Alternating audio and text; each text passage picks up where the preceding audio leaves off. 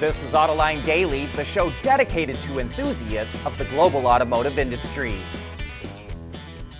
Elon Musk is stepping away from the work he was doing with President Trump, and he's going to have his hands full repairing the damage his political announcements did in driving customers away from Tesla. We're starting to get May sales results in Europe, and the numbers are terrible for the company.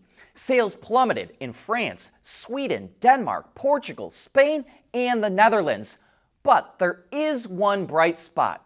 Sales of the new Model Y shot up 213% in Norway, which is where it debuted in Europe.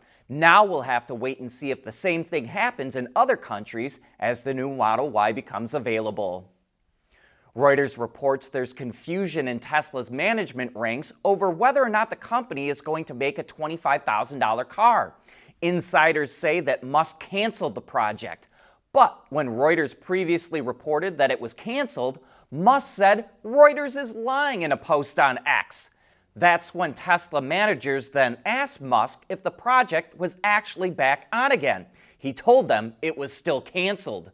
So, as we've reported before, instead of an all-new low-cost model, it looks like Tesla is working on a stripped-down version of the Model Y.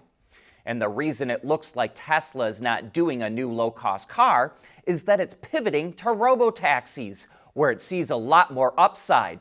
Tesla is reportedly targeting June 12th for a limited launch of its robotaxi in Austin, Texas. But keep in mind that Austin is the most left-leaning and liberal city in Texas, a place where anti-Musk protests were held at a Tesla showroom there. So it will be interesting to see if the residents of Austin show any interest in using Tesla's robotaxis. There's a growing controversy in China over what's known as zero-kilometer used cars. It's kind of a scam where some automakers sell new vehicles to their dealers or to third-party companies, who then turn around and sell them as used cars, even though they've never been driven or have very few miles on them. They're sold for as much as 30% off the new price, and automakers do this to goose their sales. And it also helps dealers get rid of inventory. But it destroys the residual value of used cars as well and distorts what's really happening in the market. The chairman of Great Wall Motors is speaking out against it, and last week the Chinese government held a meeting with major automakers to put an end to the practice. Battery prices saw a decent drop last year, so hopefully that starts translating to cheaper EVs. According to the International Energy Agency, the cost of lithium battery packs fell 20% in 2024, the biggest drop since 2017. There's a couple of factors at play here. There was a lithium surplus last year, which led to lithium prices hitting their lowest level since 2015. And more automakers are turning to less expensive LFP, or lithium iron phosphate battery packs as well. Diving a little deeper into the numbers, China saw the biggest drop in battery prices and was also responsible for making 80% of all the cells in the world last year. One last interesting finding, despite being smaller, hybrid packs spread their component costs across fewer cells. So, a 20 kilowatt-hour battery in a plug-in hybrid vehicle was about the same price as a 65 kilowatt-hour BEV battery pack last year. Knowing that a little rain won't slow down your day, that's what really matters. Bridgestone Turanza Quiet Track tires, confident control in wet conditions. Honda already provides mobility solutions for the land, sea, and air, but now it has its sights set a little higher. The company's R&D division is trying to co-develop a way to refuel satellites that have already been launched into low Earth orbit. Obviously, refueling in orbit is a little harder than pulling up to the pump at your local gas station. So Honda is specifically working on the connecting system between the refueler and the satellite. And it's not filling up with 87 octane either. In this case, they're transporting hydrazine, which the satellites use as a propellant for thrusters. There's starting to be a little bit of a satellite traffic jam in space, so this solution could reduce the need to send up new ones. VinFast is struggling in Canada. The EV startup from Vietnam says it's closing 5 of its 10 showrooms in the country to, quote, refocus resources and enhance long-term performance.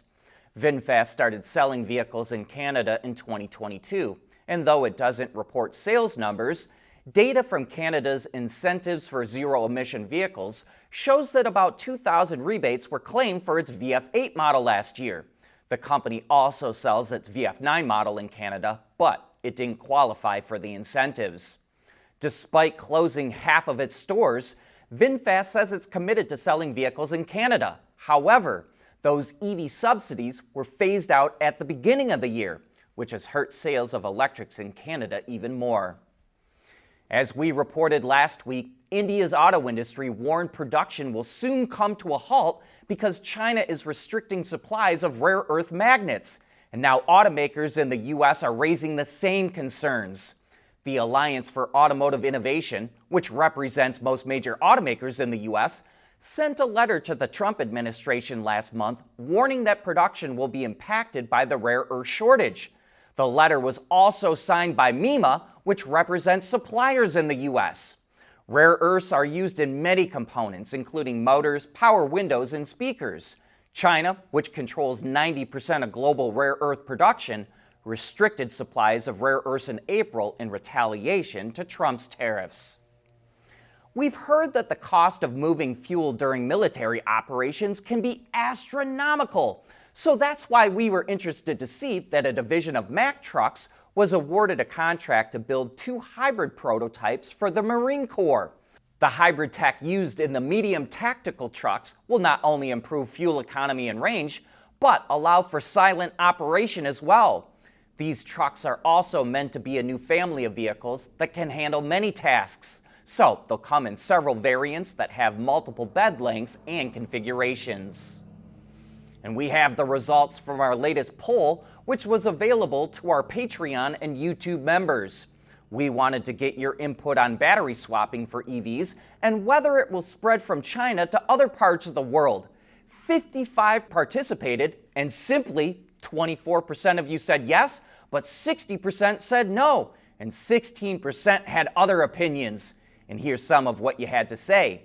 Dave believes that battery swapping makes sense. It's just a matter of which applications, regions, and time frames. We swap AA, AAA, power tools, e-bike batteries, for example. Kyle Robinson sees the good side to swapping too. He says, I believe swappable batteries would be a good alternative for fleet vehicles and for people who don't live at a location that can charge overnight. But Irvin Wright says, quote, so many things wrong with this idea. Standardized design required, wear and tear on connections, high cost of inventory, facility is much costlier to install than chargers, and all things considered, not much faster. Never gonna fly. And AC Held made a point that quite a number of you pointed out. Forget the swapping, he says. If you can get a battery that charges in 100 seconds, who would need swapping?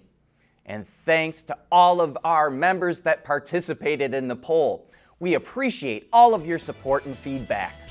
But that brings us to the end of today's report. Thanks for watching.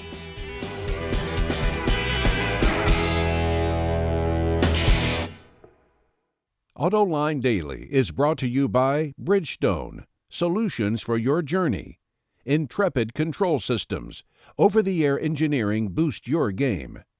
Teijin Automotive Technologies, the formula for better mobility. And by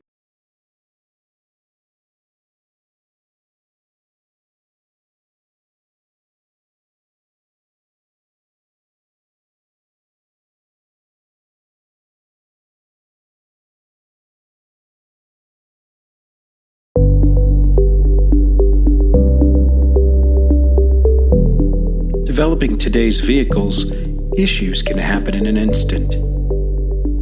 What good is knowing your problems without the data to solve them? Meet Wireless Neovi Cloud, your secure off-the-shelf solution, empowering real-time collaboration for quick resolution. With Wireless Neovi Cloud, your team can prevent issues before they can escalate.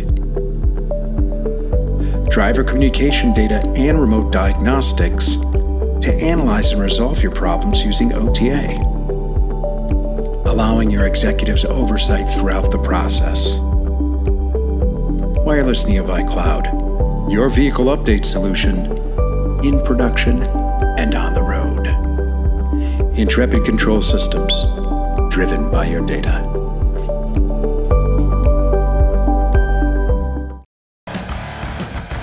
There's nothing wrong with heavy metal. Hey, lighten up. But with world-class composite material, Teijin Automotive Technologies makes vehicles lighter, safer, and more eco-friendly.